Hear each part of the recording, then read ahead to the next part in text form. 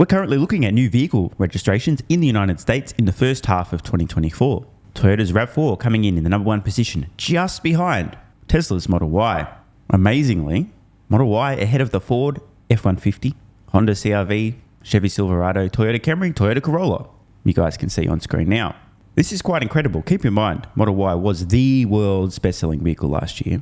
But different markets move at different rates. Consumers tend to have different preferences. For example, pickup trucks, massive sellers in the United States, whereas most other places globally, not so common. Let's just take a quick look and see what a Tesla Model Y is available for at the moment versus a Toyota RAV4.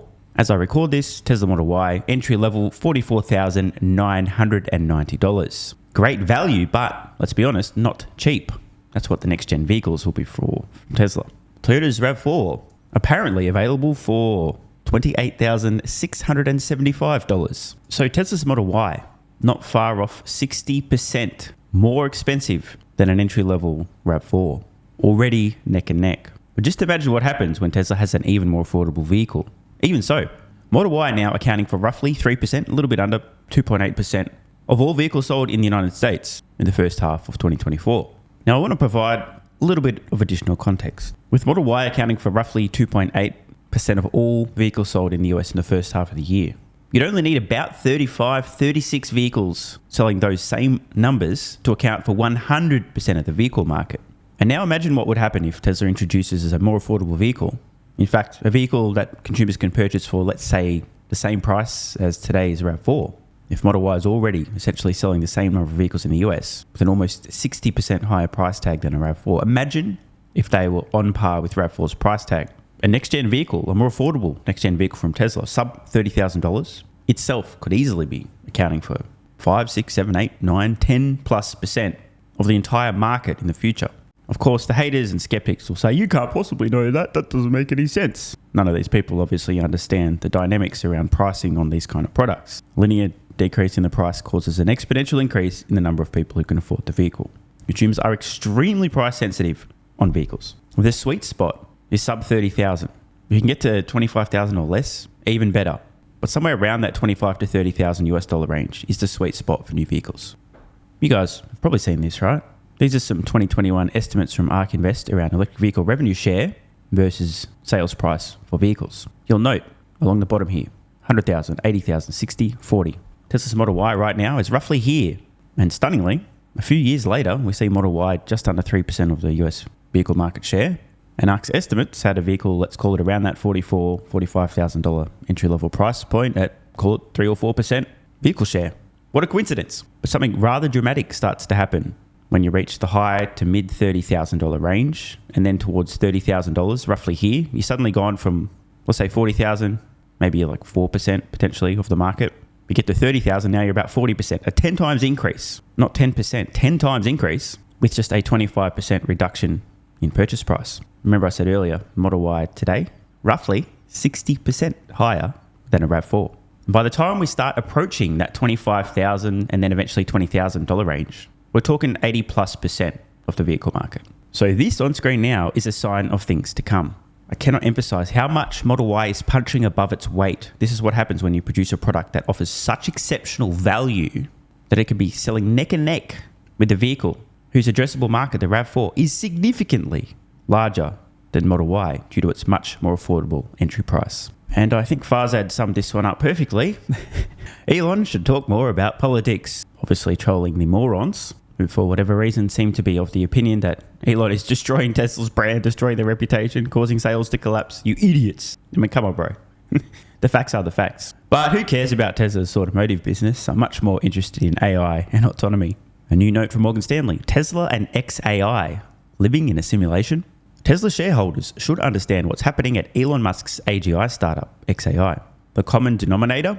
Training and simulation. Deterministic to Tesla's future in robotics, autonomy, and manufacturing. Heading into Tesla's 1010 Robotaxi event, we are frankly struggling to see how the day can live up to investors' high expectations. Now, this is an interesting comment from Morgan Stanley. I don't really know who they're talking to, and I guess it's their clients, right? But I've already spoiled the entire event. I told you guys exactly what's going to happen, right?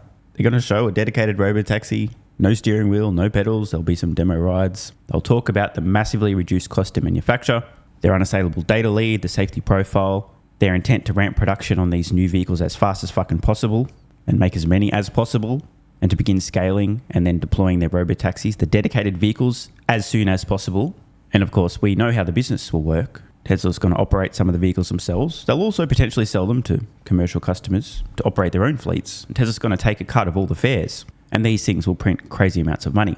Tesla's probably also going to emphasize to the dullards out there, what about regulatory approval? That they're going to have mountains of data showing how much safer their software is, and regulators will not have any choice. You have to approve this stuff if Tesla can demonstrate beyond a shadow of doubt that their vehicles are much safer operating autonomously than humans in the same area. So this is a no-brainer. It's a non-issue. Tesla probably won't mention, although we already know this is coming, that the modular manufacturing system that will be used to manufacture this dedicated robotaxi, production of which will begin in Austin, then potentially the Mexico factory. Learnings from that modular manufacturing system will also be implemented into an interim range of vehicles that they've mentioned previously. Then an entire new generation of much more affordable vehicle, but I don't think it's in Tesla's best interest to mention this because this is at a Robotaxi, an autonomy event, not a next generation vehicle event. So I don't think they'll even mention that, not even in passing. And they will probably also relate the fact that autonomy is going to be directly in line with their mission. More miles driven on electric vehicles means less miles in internal combustion engine vehicles, which is directly in line with their mission. And I'm pretty sure that's the entire event. In short, here's a new dedicated robotaxi. It's a two-seater. There's possibly going to be a van as well. Maybe they show that, maybe they don't, but definitely at least a two-seater or a very compact four-seater. But I doubt it. I think it's going to be a two-door, two-seat vehicle because almost every ride in a taxi has one or two passengers max. And in the cases where there's more, you can either order two or three of the things or alternatively a high-density van that can carry 8, 10, 12 people. They're going to emphasize the fact that they'll be producing as many of these things as fast as they can, as soon as they can. They're very confident that they'll be able to get regulatory approval for autonomy very soon in some jurisdictions and quickly after that scale massively and then globally. And there's the whole fucking event spoiled for you right now. So I don't know what investors would be expecting beyond that. Oh, and they'll obviously show the Tesla ride-hail app in some form or another. But they've done that before too, so whatever. So back to Morgan Stanley's note. Other than demonstrating FSD V12.5 and offering rides in a Gen 1 Cybercab, what else is in store? Perhaps there will be a detailed total addressable market analysis showing tens of trillions of passenger vehicle miles and tens of trillions of potential recurrent revenue by 2050. It's certainly possible that Tesla will do the homework for everybody watching the event, but they're not going to be telling us anything we don't already know. In short, the lower the cost per mile to consumers, the more miles will ultimately be driven autonomously in Tesla robotaxis, right? And obviously, the cost per mile initially will be relatively high, but will decline over time. Electric autonomous vehicles have two major benefits over a traditional taxi, Uber, etc. One, no driver. The biggest cost, the driver, no driver. So obviously, by default, you'll be able to offer fares much more affordably. In addition, electric vehicles have much lower costs to operate, not just charging with energy, but also maintenance. There's far fewer moving parts, less things break, less things wear out. So you've got an ultra double whammy in terms of much lower costs by default. And then, of course, Tesla will have engineered their dedicated robotaxi to be extremely efficient to operate. I don't think the 0 to 60 time on Tesla's Cybercab is going to be breaking any records, although it might be for the size of a vehicle, but this is all about low cost to operate, not 0 to 60 time. Heading into 1010, we're looking out for safety. Will investors see data comparing the safety of Tesla's autonomous vehicle technology to human driving? Improvement. Can investors get a good sense of the rate of change of performance across recent iterations of FSD? That would be miles per intervention, FYI. And methodology. What will investors learn about the critical enabling technologies to drive further improvement in FSD and Cybercab autonomy? Do we expect Tesla to drop a major Optimus update on the market? Anything's possible, bro. Nah, that ain't possible. I'm on the record. I'm staking my whole fucking reputation on this. Do you... Bro, I ain't going to say shit about Optimus at this event. No new information. I don't think Optimus will even be mentioned. And this would be hilarious, right? The Tesla could totally ruin my prediction here by like having an Optimus open the door of a Cybercab for somebody, go, oh, look, or like plug in a charging port. Ain't going to happen though. But we don't think so. We think we will have to wait for another day. So do I. And a quote from Elon Musk on Tesla's second quarter earnings call. I should say that Tesla is learning quite a bit from xAI. It's been helpful in advancing full self-driving and in building up the new Tesla data center. Regarding investing in xAI, I think we'd need to have a shareholder approval of any such investment. But I'm certainly supportive of that if shareholders are. But I think we need to vote on that. Please do, by the way. What's the alternative? Just keep a few $1 billion in cash being eroded due to inflation? No thanks. Following 1010, we believe the elephant in the room is the rather amorphous surface area between Tesla and Elon Musk's newest company, his AGI startup, xAI. There's just too much to dig into here all at once, so let's just begin with some concepts that we can continue revisiting in the weeks and months ahead. Tesla upside requires AI execution. Tesla's future valuation is highly dependent on its ability to develop, manufacture, and commercialize autonomous technologies, ranging from transportation to humanoids. Training and simulation are revolutionizing robotics. Our continuing discussions with subject matter experts in AI and robotics suggest that accessing supercomputer resources for training and simulation are critical to optimize autonomous software, the AI models, and hardware. I mean, this is true. So I've got to give some credit. Instead of roasting experts, at least on this, they are correct. AI talent retention within the Muskonomy. xAI was created with the specific mission to focus on AGI, providing a vessel which could attract and retain world-class AI talent that may not have interest in working at Tesla. xAI may also offer a lower cost of capital for AI infrastructure investments vis-a-vis Tesla for now, much more than putting grok in your Tesla. xAI is investing many billions of dollars assembling advanced computer resources that Tesla CEO Elon Musk has stated is beneficial to Tesla. Speed of deployment. xAI's massive computer cluster, named Colossus, has recently been brought online in the Memphis area. Colossus consists of 100,000 H100s, which Elon Musk says will double to 200,000 in a few months. Capital arms race. Autonomous cars and embodied AI require greater emphasis on training and simulation. These resources require heavy investment, potentially measured in the tens, possibly hundreds of billions of dollars of investment over time. And this, by the way, is actually quite important. Solving autonomy, right? It's not just a matter of having fuck tons of data, actually gigafuck tons of data, but you also literally need to spend tens, if not hundreds of billions of dollars on training compute and hardware. This is serious business. Very few companies, and I mean very few on Earth, could even attempt to solve this problem due to the insanely high capital costs over time. Believe it or not, despite what the so-called experts and the geniuses on Wall Street will tell you, there is no magic catch-up to Tesla button. Big compute equals gigabucks. Prices vary, but most estimates are at around $30,000 per H100.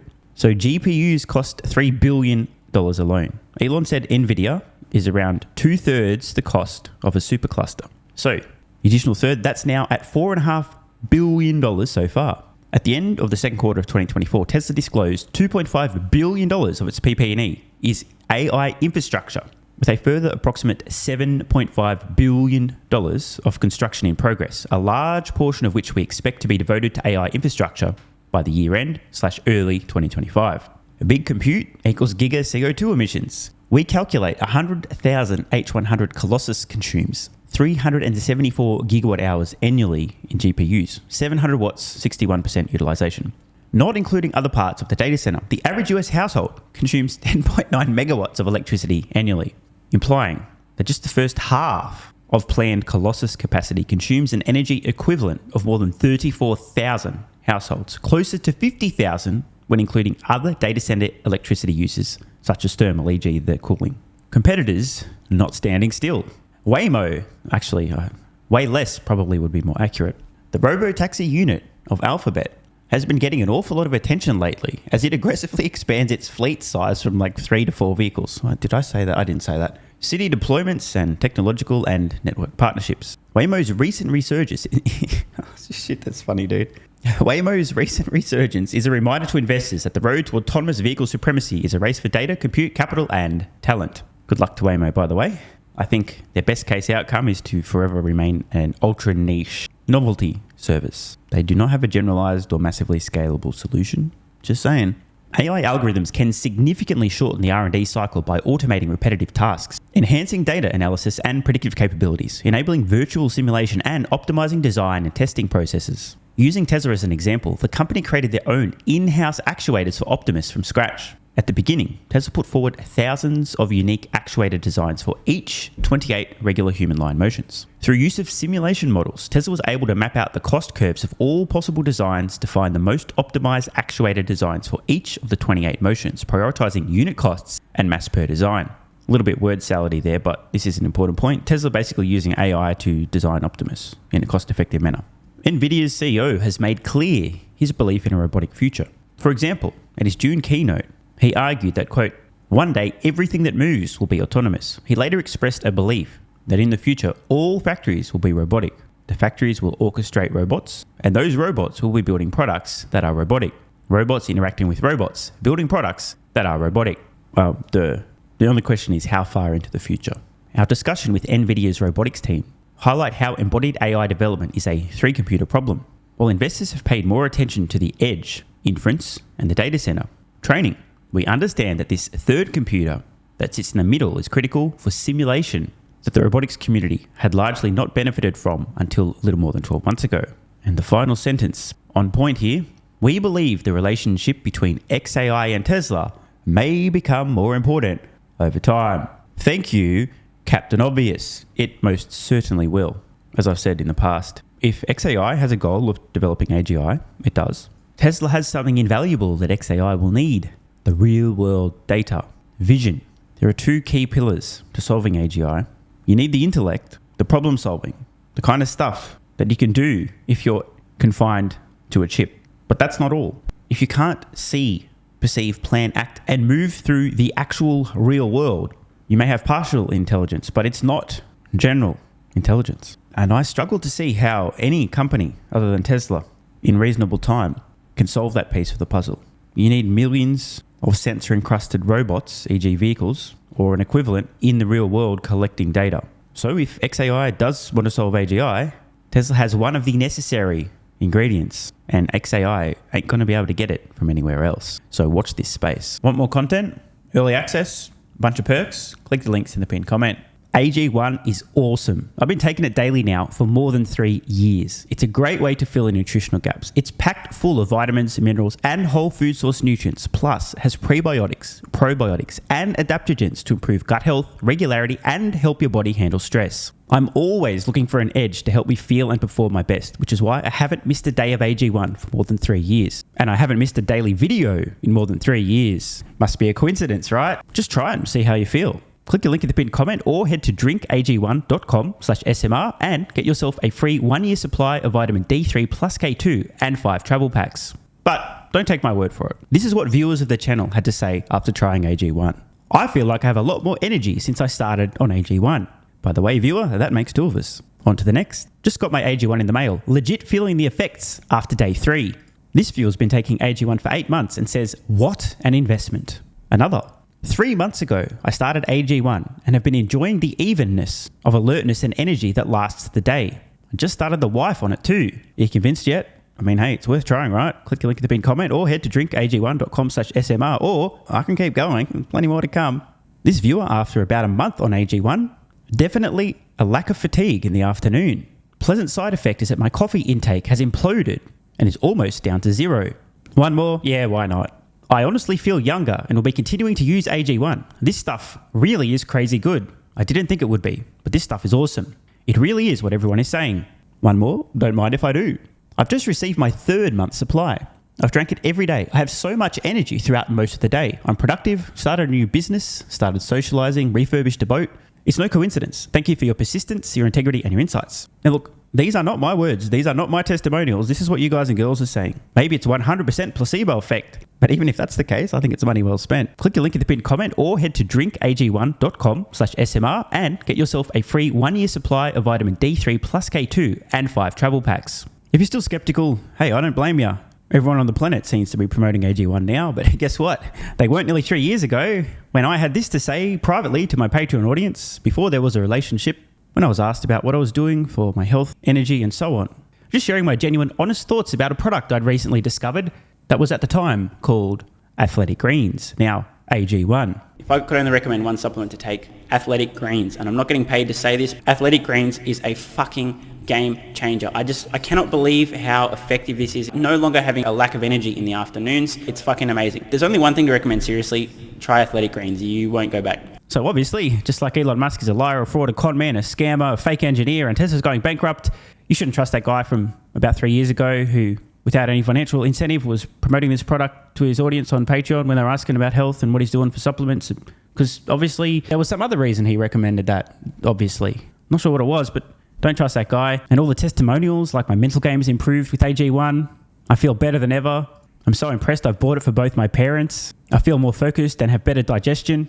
Incredible difference. No more afternoon fatigue. It's relieved gut issues. These are all just obviously fake testimonials from fake people. Right? Wrong. Just try it. Unless you hate yourself. If you hate yourself and you don't even want to risk possibly feeling better, this is not for you. But for everyone else, what's the worst that could happen? Try it for a month. See how you feel. It's a no-brainer. Just click the link in the pinned comment or head to drinkag1.com/SMR. You'll get a free 1-year supply of vitamin D3 and K2 plus 5 travel packs. And you'll take the colossal risk that maybe you might have a similar experience to some of the people whose testimonials we've read in this video.